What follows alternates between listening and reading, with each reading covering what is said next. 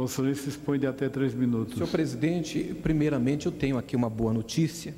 No próximo sábado, dia 31 de março, das 20h30 até as 21h30, pela quarta vez consecutiva, a Câmara dos Deputados, numa ação merecida de todos os elogios, participa do evento mundial intitulado de A Hora do Planeta.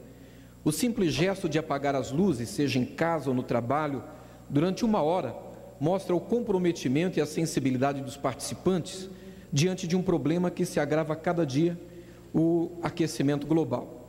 O evento realizado pela instituição ambiental WWF nos faz refletir e ampliar a discussão em torno do tema.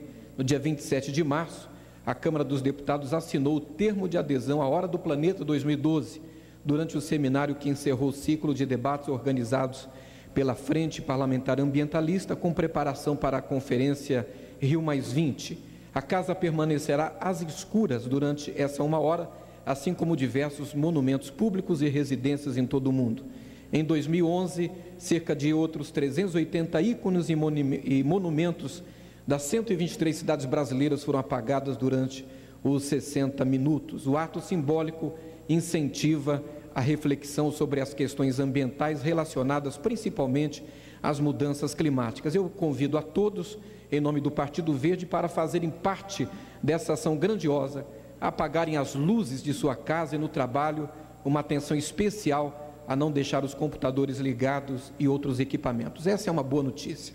Mas, infelizmente, senhor presidente, nós não temos apenas boas notícias e gostaríamos de ser delas arauto, mas muitas vezes nós temos que também ocupar essa tribuna para manifestar a nossa revolta, manifestar a nossa indignação, e eu já o fiz nessa tarde de hoje, mas eu novamente volto à tribuna e novamente aqui venho, ilustre deputado Luiz Couto, para manifestar o meu repúdio, manifestar a minha indignação com o episódio que ocorreu ontem, quando no STJ, a terceira sessão do STJ, ao julgar o caso de um homem acusado de estuprar meninas de 12 anos, antes da mudança do Código Penal, entendeu que ele não cometeu crime, porque as vítimas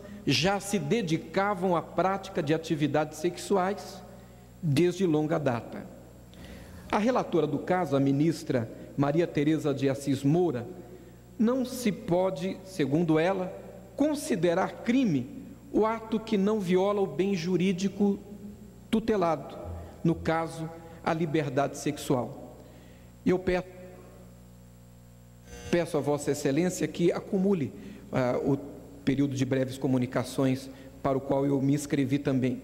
O entendimento dos magistrados foi de que a violência citada no Código Penal, para existir o crime de estupro, era relativa, dependia de cada caso e não absoluta, ou seja, poderia ser questionada mesmo em se tratando de menores.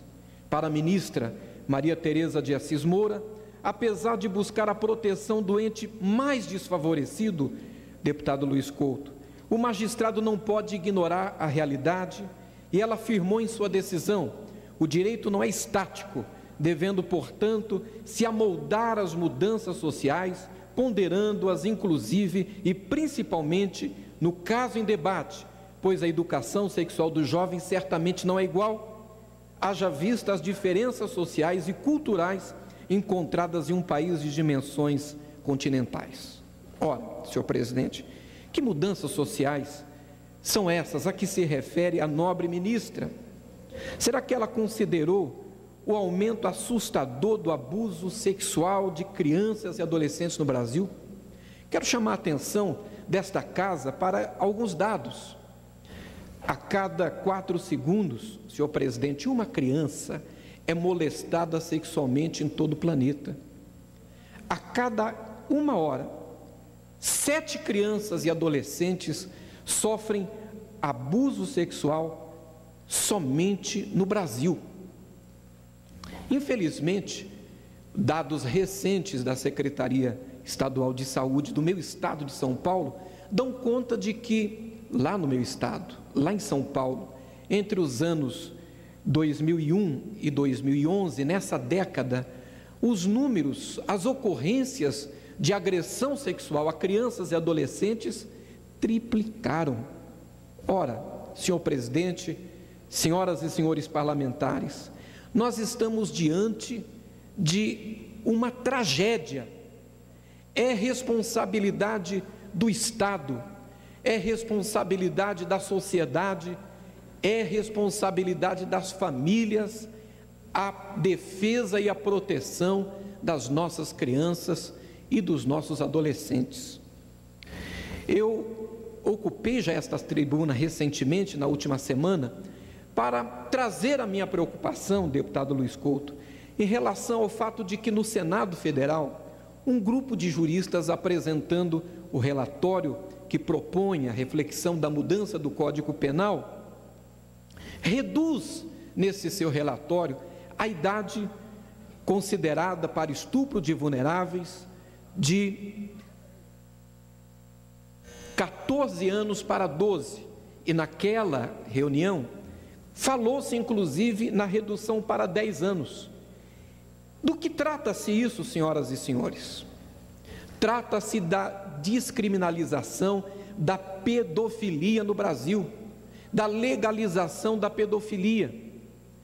Eu quero chamar a atenção de vossas excelências, inclusive quero me dirigir à excelentíssima, meritíssima ministra e dizer a ela que essa decisão que o STJ tomou, baseado no voto que ela apresentou, abre um precedente terrível, abre uma saída legal para aquelas pessoas, aqueles senhores doentes, perturbados emocionalmente, tarados, problemáticos, perturbados, que atentam contra a criança e o adolescente, tirando dessa criança, e não é somente agressão física, é agressão à alma, ao espírito, ao coração, são marcas indeléveis que ficam para a vida toda, que marcam para a vida toda. É tirar a alegria, é roubar os sonhos, é saquear a esperança, é marcar profundamente, muito mais do que o corpo. E a partir dessa decisão, deputado Luiz Couto, dessa decisão do STJ, nós temos um precedente, abre-se um caminho para que os endinheirados, para que os ricos, que são descobertos nesse tipo de crime, possam então, a partir daí, encontrar uma saída legal. Essas mudanças, senhoras e senhores deputados, elas ferem a dignidade dessa sociedade. Elas ferem a dignidade da sociedade. Elas aviltam esta casa. Se esta casa tiver decência, um mínimo de decência, se essa casa tiver um mínimo de dignidade, ela haverá de se levantar. Essa proposta que nasce no Senado haverá de morrer lá, no seu nascedouro, e haverá uma reação desta casa a esta decisão que foi tomada pelo STJ. Isso não é, presidente, inédito, uma decisão inédita. Eu quero lembrar-lhes que foi uma reafirmação, na verdade, do entendimento do Supremo Tribunal Federal sobre a questão. Em 1996, eu caminho para a conclusão, senhor presidente, agradecendo desde já a paciência de Vossa Excelência. Em 1996, o ministro Marco Aurélio de Mello, relator do habeas corpus de um acusado de estupro, disse no processo que presunção, violência e estupro de menores de 14 anos era relativa. Confessada ou demonstrado o consentimento da mulher e levantando da prova dos autos a aparência física e mental de tratar-se da pessoa com idade superior a 14 anos, impõe-se a conclusão sobre a ausência de configuração do ato do tipo penal. Eu espero, senhor presidente, senhoras e senhores parlamentares, que nossos ilustres ministros, homens em que depositamos tanta confiança no que se refere ao estupro de vulneráveis, não sejam influenciados pela mesma máxima e a mesma lógica usadas por alguns juristas diante da descriminalização da maconha, ou seja, já que muitos estão usando a maconha, vamos descriminalizá-la. Assim, já que muitos estão abusando de nossas crianças e adolescentes, vamos liberar a pedofilia. Finalizo registrando meu repúdio, minha indignação da decisão do TJ. Finalizo, senhor presidente, manifestando a este parlamento a minha preocupação, repúdio, indignação e conclamando a esta casa de que nós tenhamos aqui uma reação e nos levantemos em defesa das crianças e em defesa dos adolescentes do Brasil.